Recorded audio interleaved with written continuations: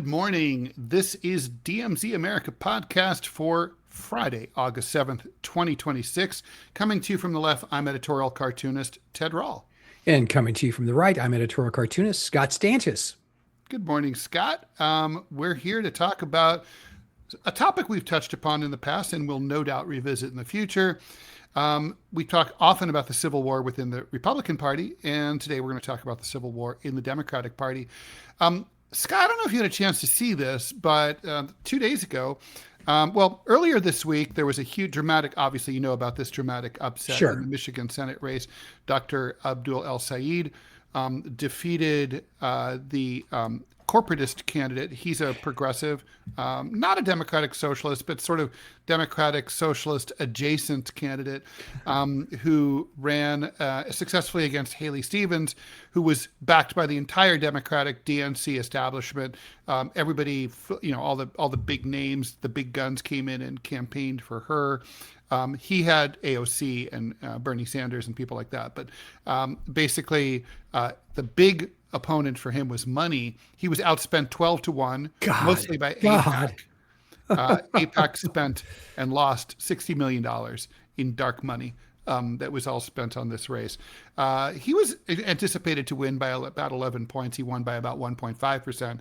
And a friend of mine, Valerie Vandenplan, has a really good theory as to why there was a big gap between the polling and the end results. Basically, it comes down to Michigan being an open primary state.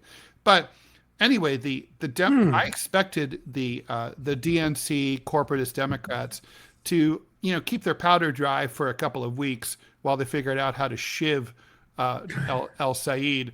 But no, they didn't wait that long. It only took about 36 hours before Third Way, which was the big Clintonite Rahm Emanuel branch of the Democratic Party, announced that they're going to spend at least $15 million to shiv the people, all the DSA people, the Democratic Socialists, all the left wingers. They're not even just saying that these candidates are bad or can't win in the fall, which is their old argument. Now they're brazenly saying that all young left-leaning voters need to be expelled from the Democratic Party, that they are not wanted or desired. They're going to do opposition research against the Democratic Socialists of America. You don't need to spend money, $15 million to do that. You can just go to their meetings. You can go to the webpage, folks. Yeah, it's go to really the webpage. Easy. It's free. And anyway, so basically this is about control. And it's like this is confirming something those of us on the left have long argued, that the corporatist wing, the DNC, the old boomers who run things, they would rather lose as centrists to Republicans than to defeat Republicans and win as progressives. It's very strange. I mean, I believe it or not, I know this will come as a shock to many, but I actually do some research before we do these shows. I know, it's crazy. And I was just going through the different election cycles. And the Democratic Party, especially in the last 50, 60 years, has certainly been, frankly, very staid. It was the emergence of DSA type candidates, Bernie Sanders, I think, being the most glaring example of recent note. They really were pretty staid, you would think. But the Republicans have been very staid as well. I mean, like 76 when Reagan ran against a sitting president and Jerry Ford. That was a fight inside the party. And I've mentioned this several times. I'll mention it again. If you take an opportunity, read the 1976 Republican Party platform. It's pro-ERA, it's pro-abortion, pro-choice, pro-immigration. It looks nothing like what the party looks like now. But I was thinking back to the Democrat. Now, you were a delegate to the 1980 Democratic National Convention, correct? Yep, that's right. As a Kennedy delegate. And I can remember that fight. People forget, as recently as 1972, the two main candidates, I texted this to Ted earlier, so I can't quiz him on this. The two leading candidates for the Democratic nomination back in 1972 were George Wallace and George McGovern. Now, could you have a wider gap between ideas and ideals than between those two American candidates. I mean, obviously in other That countries. is crazy.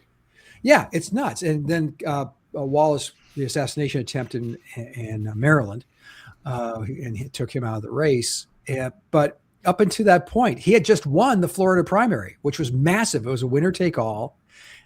Florida, even then, was a fairly large populous state. So he was like, the Democrats were like losing their minds, and they look at George McGovern and then they lost their minds again. It's just like, but you had just recently written a column, and that's why I wanted to do this episode of the podcast, because I want to take a step back and say, listen, anyone who listens to this podcast, all three of you, you know that I'm a Republican, came up with Republican politics, consistently supported right of center candidates, but the Republican Party has lost its ever-loving mind. And so for the people like me, we're kind of thinking, well, how are we going to vote? Where do we land?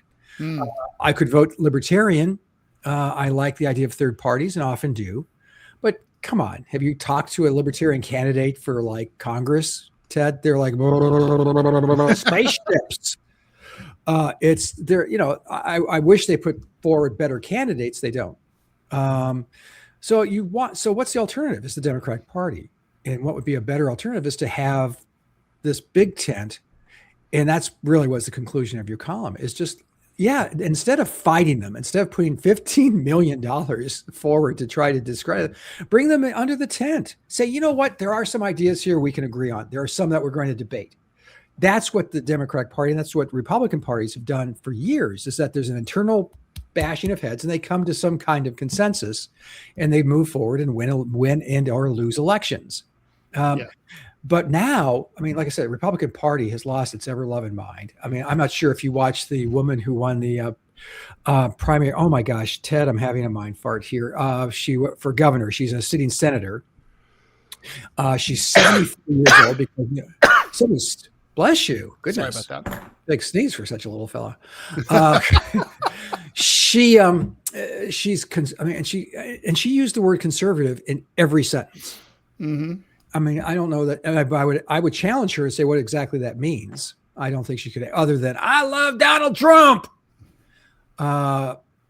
Tennessee. I'm sorry. Yeah, and she is bananas. I mean, but the thing is, the Democrats are putting up a city councilman from Memphis to run against her.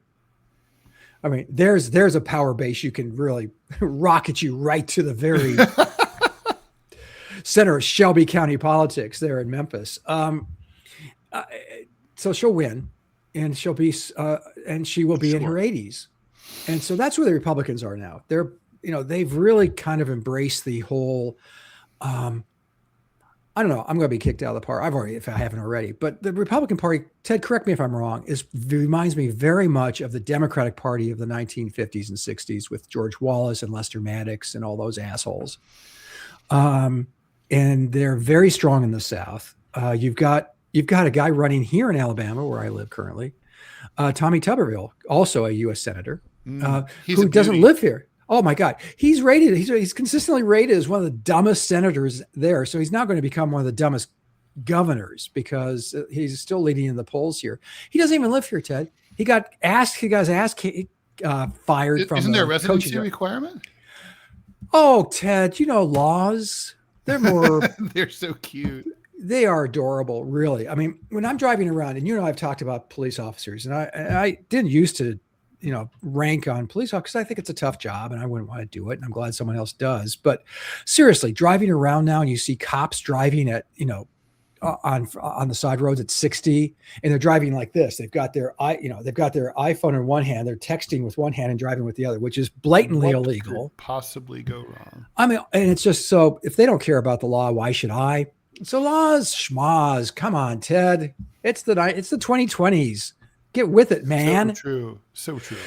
So getting back to our point, I couldn't agree with you more. Just as someone who loves politics and thinks of practical politics and impressed by people who exercise good politics, the Democrats should just say, yeah, that's part of the party. That's part of the mix. That's the straw. That's what I wrote in the column. But I mean, I said, look, Saeed's your opportunity. He's not a threat. Look, this is a very analogous situation to the most recent sort of schism within the GOP. Back in 2010, 2011, the Tea Party emerged. That was the roots of what became MAGA and Trumpism. And for better and for worse, that's where the energy in the Republican Party is and was. I mean, Donald Trump added tens of millions of new voters to the Republican Party rolls of people who never voted in an election before. They registered and showed up for him. And it really changed American politics in a big way. And Trump has dominated the political scene for at least for the last 10 years as a result. Now here we are, and all the energy inside the Democratic Party comes from the left, right? I mean, that's where the ideas are coming from. There's no ideas at all. I mean, like coming out of the DNC centrists. I mean, Haley Stevens, the lady who was just defeated in Michigan, she had no policies at all. And I mean, you could go and look at her website. You could read interviews where she was asked about policies. It all came down to, we'll oppose Trump, right? That's not a policy, though. Neither party, for example, is addressing the story that came out a month or two ago saying that Social Security is going to run out of money in 6 years. I mean, that's a big deal. A lot of people care about it. People who vote in great numbers care about it. And they're not, nobody's even addressing it. The DSA people have ideas for that. There's some of them I agree with, some of them which I don't, but they do have ideas. And the Democratic Party has a choice. They can either expel them like it's a new Red Scare, or they can embrace them and bring them in and say, listen, we can't, in a two-party system, we're not viable without each other. We both you need us, but we need you. Yeah. Let's work together. Sayed seems like a pretty good opportunity to make that work. Mike Rogers is a candidate who isn't that great on the Republican side he doesn't have firm MAGA or Trump support. He has sort of dutiful Trump support. He's not the kind of guy that Republican activists are going to, have a lot of enthusiasm for and go door to door and really put themselves out to get elected into the Senate from Michigan. In other words, Sayed has a good chance of prevailing with or without the national DNC. Also, he's not a Democrat member of the DSA. He embraces some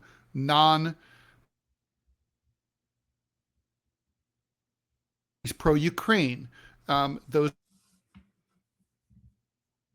So there you are. You were gone for a second. So you were jumping back and forth. I don't know if you heard that, but he's pro-cop, he's pro-Ukraine. So those are right-wing Democratic positions. This would be it's kind of like you have a chance now with Dr. Sayed to sort of get right with the left wing that is 70% of your voters, or you can miss this opportunity and you're going to end up dealing with Bolsheviks later on. Yeah, you're going to be, I couldn't have put it any better. I just think, for instance, you and I proposed a year ago, the Democratic Party should take a page from Newt Gingrich and the Republicans from the 90s and come out the midterms and come out with a contract with America, or call it something else. I'm not sure what you would call it, but whatever you want to call it, and lay out the top 2, 3, 4 issues that really resonate with the voters. Social Security, certainly. We've heard Social Security insolvency before, so you have to convince them that it's true. But it's also things like, affordability. When you have the president of the United States poo-pooing the idea of affordability, it's a made-up word. It's bigly. It's those are the Democrat issues. Word. Why, Ted? Maybe you can answer this, because you live in a fairly blue part of the world. Why didn't they do that? Why didn't they come forward and staunchly say, here are the 3 main issues we're going to run on. The other stuff is, we can talk, different candidates are going to have different takes on this, but here's the 3 that we can agree on, and here's the solution. Why didn't they do that? It's a really good question. Social Security should have been one of them. Yeah. Well, healthcare is another where. But that's the thing. The corporate Democrats don't want to go beyond the ACA. What do you mean? Well, they're completely in bed with with big insurance companies, right? So they're getting getting huge donations from Hartford. So they're not going to take on the big insurance lobby. So that's the thing. They can't agree on that. Then it's like, well, what else can you agree on? Can you agree on reducing or eliminating support for Israel? Again, no, because the DNC, they're on team genocide all the way. I'm going to contest the title, but I'm also going to say, I don't think that's an issue to the American people. I know it is to you. It's a big issue in your mind, but I think you have to be very big. I think, it's the economy stupid. They were right. Obviously in 92, Stephanopoulos and the other guy, when they said it's the economy stupid. Yeah, and that's exactly I agree right. with that, but this is the thing. Like, look at what Saeed did in Michigan, which was very clever. His spin, he did, of course, mention the immorality of Israel's behavior and the idea that we shouldn't be financing it. But that wasn't the main emphasis. The main emphasis was, why are we spending billions of dollars to finance this horrible behavior in the Middle East by this tiny, irrelevant country, while we have Americans suffering here at home and in Michigan, from deindustrialization and water, we don't have any water. Why are we wasting money overseas? And so the subtext was really an America First message. And I think that lands, look, I wouldn't want to send billions of dollars to good countries. Like, I don't want to send billions of dollars to France. And I love France. I don't want to send billions of dollars to Canada. They're a great country. We should, as long as there are any poor people in the United States at all, we shouldn't be sending money overseas. And I think that is a message that resonates with most Americans on a populist level. It's sort of like I've never met anyone who could argue with the following statement. Like, why are we importing foreign workers, like with H-1B visas, when we have underemployed and unemployed people, including people with, advanced STEM degrees? It makes no sense at all. And, as long as the unemployment rate is 0.0%, or lower, then we can import workers. But otherwise, let's not. I think on the international, what the Democrats could have done is, and it's very simple, two things. Tariffs are stupid. We got to get rid of the Trump tariffs, or call them the Trump taxes. By the way, Scott, I have to say, I've come around to your point of view. When we first started talking about politics, I used to be pro-tariff. And, I thought I remember I grew up in the Rust Belt. And so I saw what NAFTA and globalization did to my hometown of Dayton, and I didn't like it. Tariffs are unfortunately about closing the barn door after all the horses have gone. And so if we could go back in time and impose tariffs against Japanese steel in the 60s and 70s. Yeah. Great. But we don't have a time machine, so we can't do that. I agree. I've come to, these tariffs have turned out to be pretty catastrophic. And because they're also, let's be honest, they're being implemented by a moron. That's true. Yeah, they haven't been carefully, judiciously targeted to certain countries and certain industries that are behaving more unfairly. Right. So that's one. They went after Lesotho. Well, come on, let's be honest. Big Lesotho's control over Congress. Yeah, the Lesotho lobby. LIPAC, the Lesotho lobby. Well, the second one was wars. Just I guess it would be AIPAC, the American Lesotho Political Action. They have kind of a cool flag. It's Lesotho, yeah, they do. Yeah. Yeah, they have Are they the only country that's completely surrounded by one country? They got to be. There can't be that many. It doesn't make any sense, right? No, it really doesn't. It's sort of like Swaziland or now Swaziland. But the second issue that the Democrats I think, are winning is the war with Iran. And we have to come up with a different word than war, because this isn't a war. It's just, when you don't have boots on the ground, it's not a war. It's Pong. It's not. I don't know what else to call it, but that's what we're calling it. But were we not at war with? Would you say we were not at war and on after December 7th, 1941, a day that will live in? Oh yeah, that was Well, we went to war. We had no boots on the ground. Nobody had boots on the ground for well over a year, right? Well, we tried, and we bombed Tokyo, and all bombs, same as now with Iran. Right, but there's no intent of sending American troops, nor should there be. Don't get me wrong. I'm not advocating that, because that would be insane. But just this idea that you can just sort of lob bombs at each other, that's, and obviously now it's for control of the Strait of Hormuz. That is such a complete and total pig fuck there, that they've got to, the Democrats, they should be mentioning that all the time, and you just don't hear it. No. So there's bread and butter issues. Thank you. I'm sorry for those of you. I just was counting with my thumb, and I guess it's a StreamYard thing. Yeah. Yeah. Just StreamYard decided to give it a thumbs up. It's a little gay. Yeah. So you have the economics here. I'm not sure if you just saw the jobs market, the jobs numbers that came out this morning. Oh, yeah. They're weird. Everyone is shocked. I'm just like, why are you shocked? Ted has been wailing. To Ted's credit, I say this a lot. To Ted's credit, he recognizes this economy was a bullshit economy, especially the jobs part of it, because the jobs that are available are like server, dishwasher. They're not jobs that pay particularly well. Cleaner. Yeah. No benefits. Most employers are only hiring part-time workers so they can avoid providing those services to their employees. So, that's where, so all of that is to say, you have a president who says inflation's not a thing.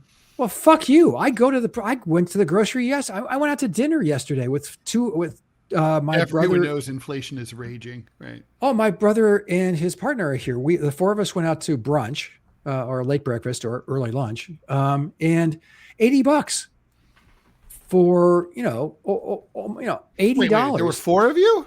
Yeah. Oh, well, I'm sure in New York it's quit complaining. Jesus Christ. Sure. Well, I don't live up. I'm not hoity-toity. Yeah. No, that would be like two of us here. Yeah. Seriously? Yeah. If you don't go anyplace terribly expensive. Yeah. Yeah. This place was not expensive. It's a breakfast place. And so my point is that if you're boots on the ground, no matter how MAGA you are, you've got to admit that this economy sucks and it's not good for you. Stock market, booming. Great. Billionaires in my 401k. They're happy.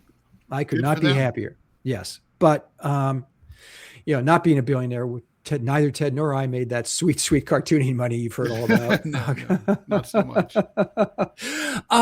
So getting back to the Democrats, they have, I couldn't agree when I saw your column, and especially just the headline, but reading the column, I said, I couldn't agree with this more. This is an opportunity for the Democrats to just say, to unify the party. And by the way, pull out the big guns, right? Like this guy's going to win. Okay. So do you want to be on the winning train or on the losing train? If he wins without owing the national party anything, he's going to be a lot harder to handle in the United States Senate. Oh yeah. Then if you send Obama and Bill Clinton and Chuck Schumer and Nancy Pelosi to campaign for him,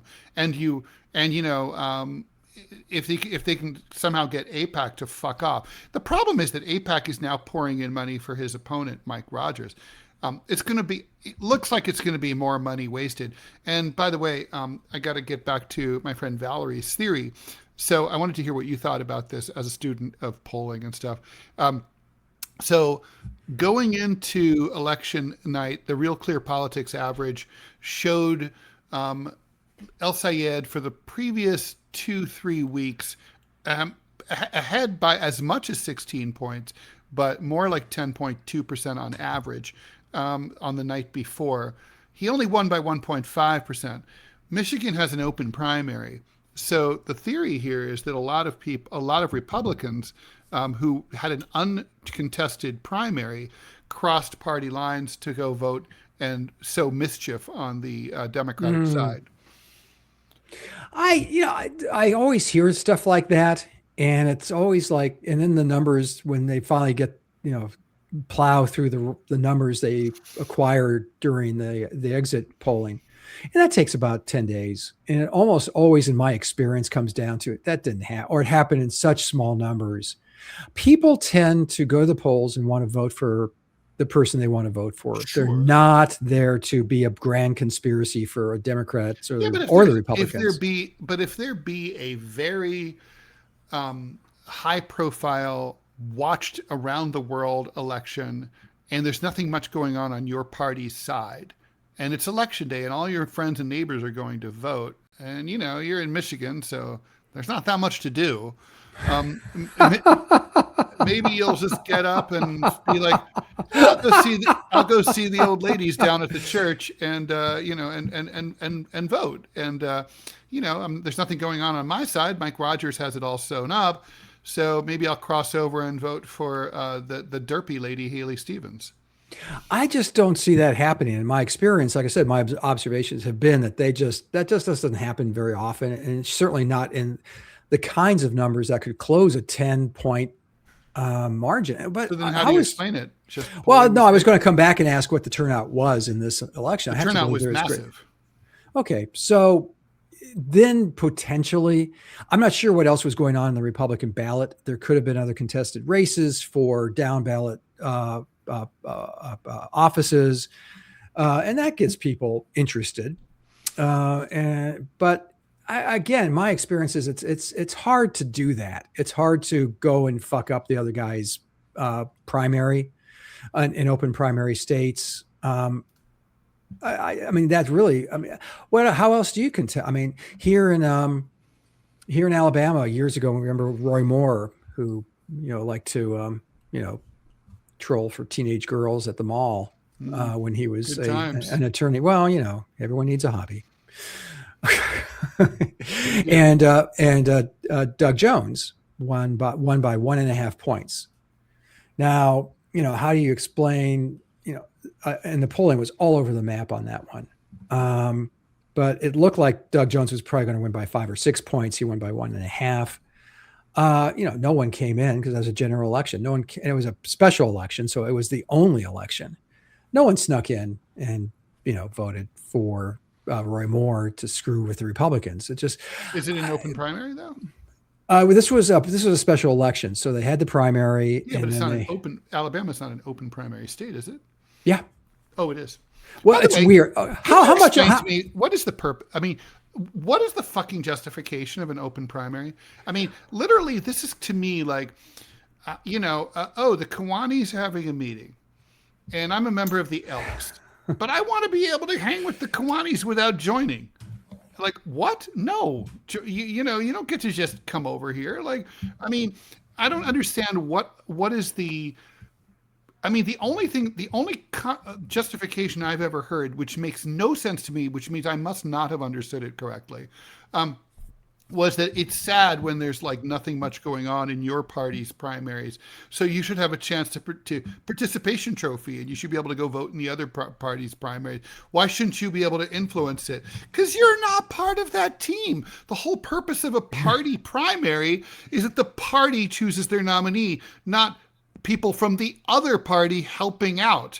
I don't get it. Or that like I guess it was like you're going to get more moderate choices, as if that's good. I mean, centrism got America where it is today. Well, I'm not sure about that, but I think the logic was that, like you just mentioned, the Michigan primary, there's uncontested on the Republican side. So, hey, I can help choose the Democratic. I can choose ranked voting like they have in California is that's weird. It is and it isn't. It kind of, but it doesn't talk to the point you're trying to make, which is if I'm a Republican, why in the hell do I have a right to influence Democratic Republican nominees or politics? And ranked voting seems odd to me because it can lead to having a party that has a major party can have no candidate on the ballot in the fall. Right. It's in California that comes very close many times because the Republican Party is persona non grata there. Yeah. And I do like contested general elections. I like two parties, two different, or I would love to have five that is parties. the system, which you and I both hate, but that is the system. Well, besides, the only system is worse is if you have no choice, like, the ideological choices. You and I would both love to have 5 or 6 parties minimum or more. Represented. Yeah. Yeah. Well, no, we're too stupid to understand things, Ted, as American voters. So tell apparently. me, I mean, seriously, what do you think is the justification? That's a justification. You hit the nail on the head. It's because, hey, I want to be able to be hey, listen, my primary, the Republic, there's one Republican running. Or why should I not be able to vote just because I'm a registered independent? Well, there's that. I mean, how Southern, how Jim Crow, how weird is this? In Alabama, they don't enforce it any more than they enforce no texting and driving here. But if you vote in the Democratic primary, when you get your ballot, you have to sign the bottom of it and promise that you will vote for the winner of those primaries in the fall. You do? You do. Why not just make you cast that vote then? Because then it's not the general election. You're picking the candidates to run. This law was put in place when this was Alabama has always been a one-party state. Years ago it was the Democrats. Now it's the Republican. Now it's a Republican state, but it's always been one party. Republicans had no chance here, if you remember, in the 70s, 60s, 50s, because the Republicans were the party of Lincoln. Yeah. And they always hated that. And I mean, it's so funny if you think WB Handy, the father of the blues, wrote the campaign song for Dwight David Eisenhower in 1952.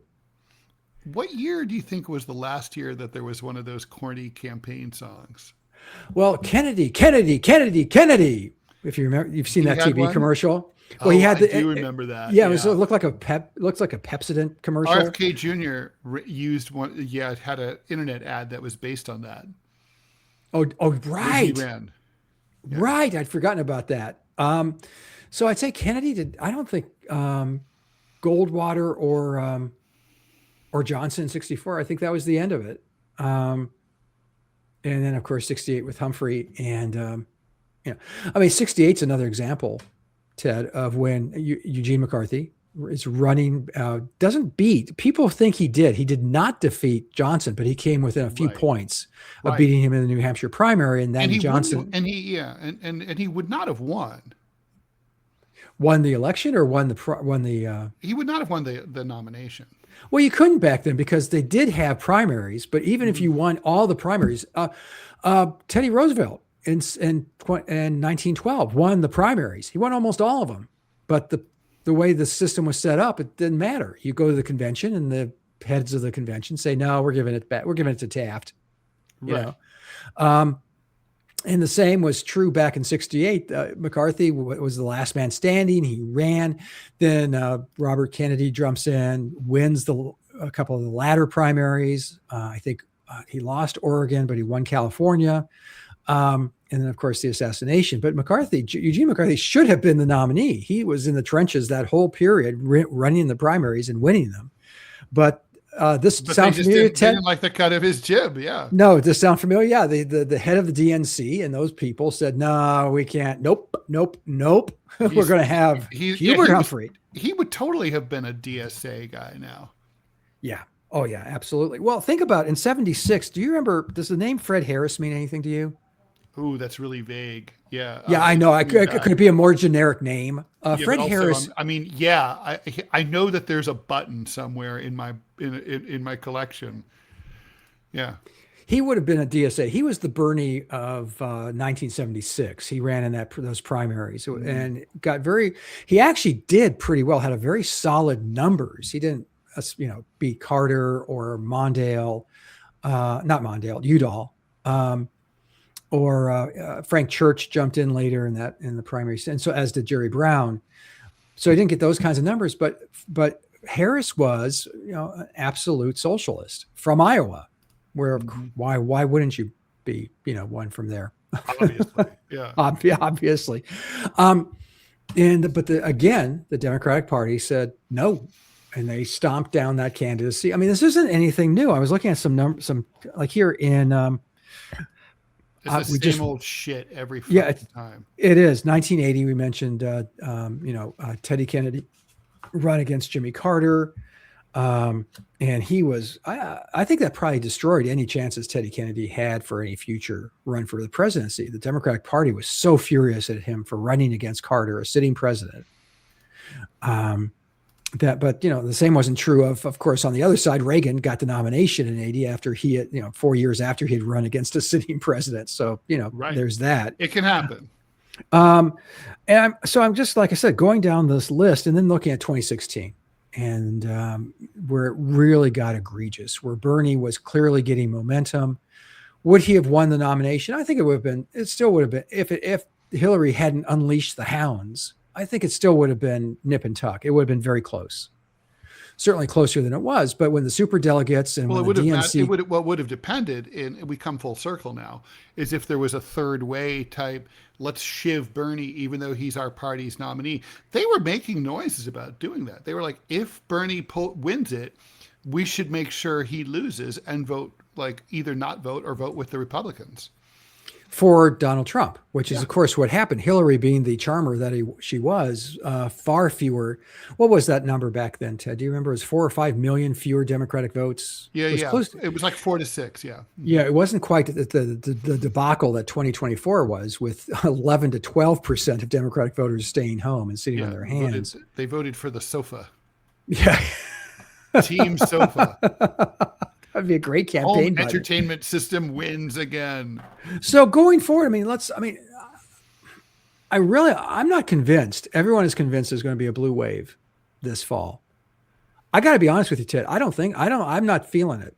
Are you? Because it may just be because I live in a red state, but I'm not feeling this.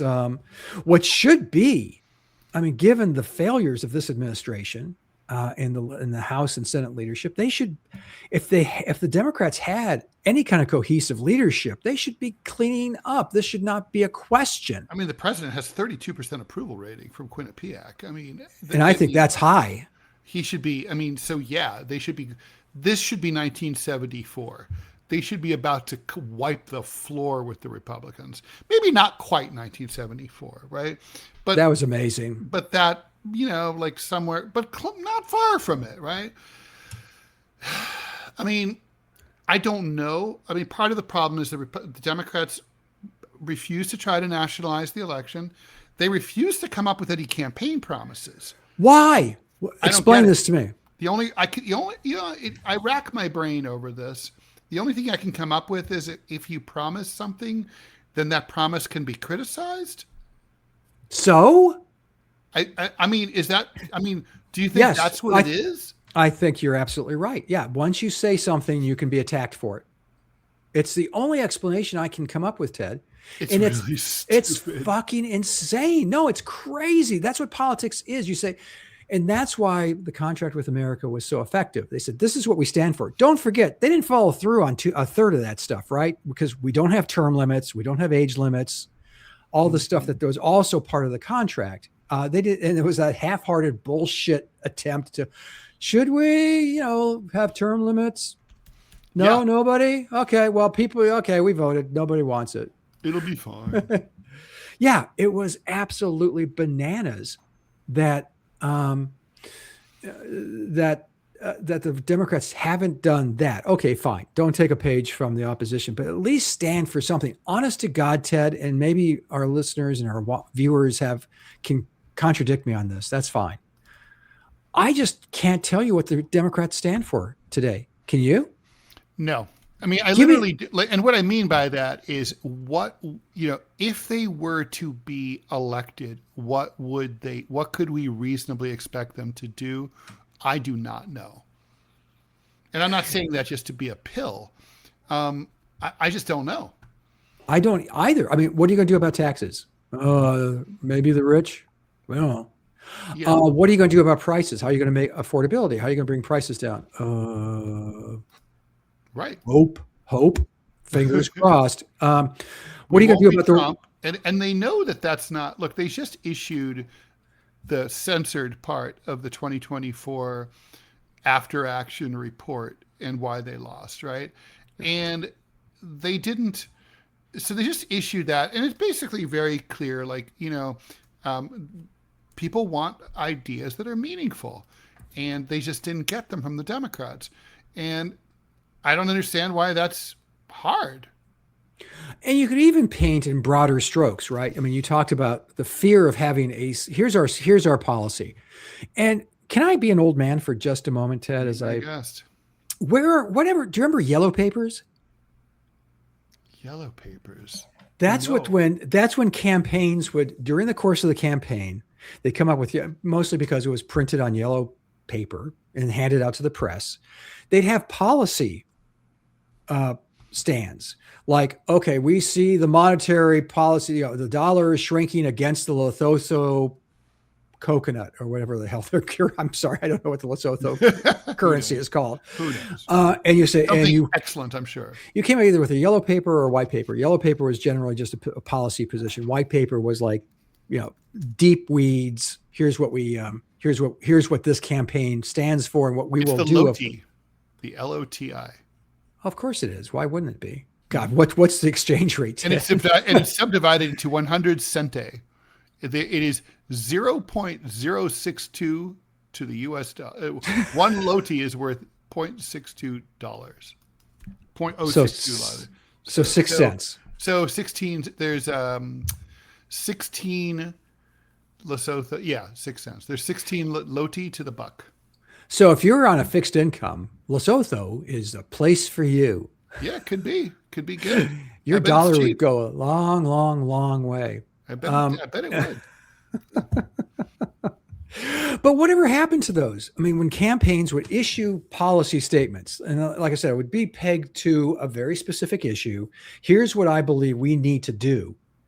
And, some campaigns were ridiculous about it. I mean, they would send 2-3 out a day, and I think they thought, well, this shows that we're engaged and we actually have ideas, we have answers, versus what comes out today and the jokes on both sides of, the Republicans are like, yeah, we're going to stop them communists. It's like, yeah, that's really not the issue today, but yeah. I mean, what are they going to call them next? I mean, this is so old fashioned, right? I mean, no one under 50, is scared of commies. Okay. So, I mean, what are they going to do? Yeah. Anabaptists? Yes, exactly. Hussites?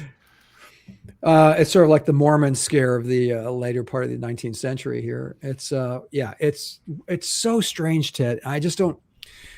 Why would you be afraid to stand for what you stand for? That's why you run for office. And I can't tell you. Well, not to mention they've been told over and over, like, the voters don't like you guys because you don't stand for anything. Yeah. So maybe you should pretend like you stand for something. I mean, even if you just said, like, we stand for a fully repaired reflecting pool. Yeah. Well, and that can be, I mean, you can use the reflecting pool. I just say this is another example of the graft and the corruption and the incompetence of this administration. True. Boom. Boom. And you don't have, and my Republican opposition has no problem with this administration. So, it's easy to put 1 and 1 making 2 here. Yeah.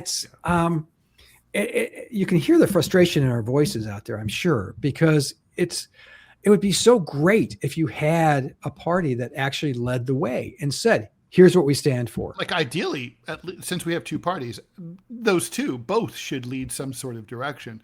They don't.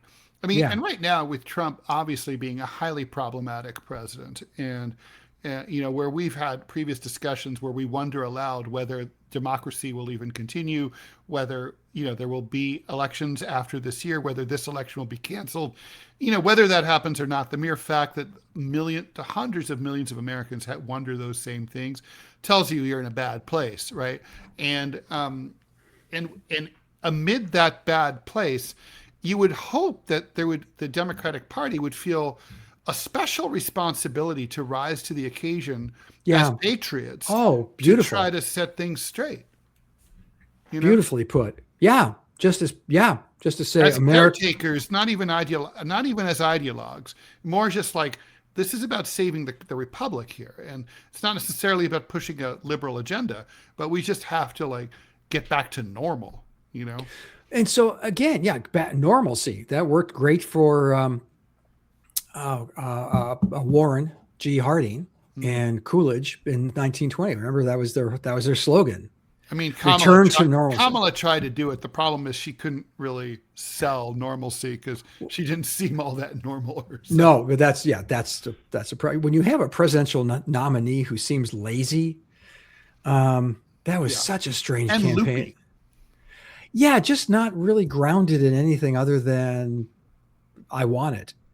That seemed to and who doesn't really, but yeah. I don't know. Would you want to be president if the Democratic or, someone came to you and said, Ted, we want to make you president? No. I mean, let me put it this way. I would say, I guess I'd have a duty to pursue it if I thought there was a chance of winning, because I actually have that ego where I think I have answers and ideas that other people don't have and aren't willing to push for. So I think I would have to do it. I wouldn't want to do it. It's a low quality of life. But I would feel like as a patriot that I have ideas that I think are obviously I think they're great. Duh. So so for whatever, so I think that's why people often pursue it, because they think they have great ideas that need to be at least attempted. How about you? Would you do it? Oh, I would do it just because you get to ghost around the White House. That'd be awesome. Oh, not to mention every time you walk into the room, there's a song played for you. You get a song, you get a have you seen, by the way? Oh, but the helicopter almost got taken out. Yeah. Could you imagine that story? Marine One takes out like the commuter jet from John Wayne Airport down to Oaxaca or something. Just like, I'm sorry. I just like, wow. By the way, didn't this just fucking happen? And it was with the same airline too, right? Was it? It was American Airlines. They got like hit by a military chopper. Almost hit. Yeah, almost. No, but before. Like 2 years ago. Yeah. It was a near miss. It wasn't. No. That happened. Like 80 people died, man. Okay. For some reason I remember it as a near miss, but okay. Yeah. Well, apparently we have a problem with helicopters flying in the way of jets. Yeah. If I'm flying out of DC, I'm thinking Delta's looking good. America needs to pay for a better flight path. Have you seen the heliport they built after the ultimate fighting thing? And they built this massive with the presidential seal on it. And then Trump said, it's tilty. You got to fix it. It's what? It's tilty. It was apparently some angle or something. It was just like, but it's on a slight hill. So I can't imagine how it couldn't be. The president is tilty. So I guess that makes sense. Yeah, maybe that was, have you ever? That would have been an amazing story. Okay. So how many people do you think would have celebrated? How many people, people would have, how many people would have been sad? And how many people would have just not given a shit? You want to take it down into percentages? I think giving a shit, that's the smallest percentage. I think people who were glad. We're just left cold, like whatever. Yeah, we lost another president to, they die in office from time to time. I think there are a larger number of people celebrating versus people like mourning. Because you also, by the way, you still have President Vance to deal with, and that guy is true. Come on. If you could snap your fingers, though, you'd have to say, yeah, I'm going to switch him out, right? Vance is obviously more sane than Trump. That's such a low bar, Ted. It really it is a very low bar. Yeah. How many would sell? Am I wrong? I think you'd have celebrating in the streets. And of course the MAGA Republicans would say, see, so they lose the president and they're dancing versus, celebrating the death of a man who's, literally texted when an opponent of his wasn't even Mueller died, says, I'm glad he's dead. Right. You know, Yeah, I mean, so it's not like he would deserve to be mourned. I mean, he didn't mourn anyone else. no, he really didn't. He didn't even care about Charlie Kirk, really. He milked that pretty well. Didn't he go to the funeral as well? I mean, he milked that one. Yeah, but he, I mean, come on, he didn't care. I But think the only hell, one the widow didn't care either, so, you know, whatever. who? The widow? Oh, I know. God, so well. She was hooking up with the vice president. Yeah, well, you Why know. not? Yeah, girls like werewolves. You know. Yeah. It seems like a good place to leave it. Should we? What do you think? Yeah, let's just leave it there. All right, cool. All right, guys. DMZ is here every Friday at 11 a.m. live on YouTube and Rumble. If you're listening or watching some other time, thank you so much for doing so. We'll see you later. See you next week. Remember my other shows, Deprogram 9 a.m., TMI 9 a.m., both Monday through Friday. Watch those. See ya. Bing, Bye. bing, beating, it's bing, singing bing, time. beating. Bing, bing, beating, bing, bing, binging, bing, bing, bing. Sweet home Alabama, where the skies are so blue and the governor's true. Sweet home Alabama, Lord,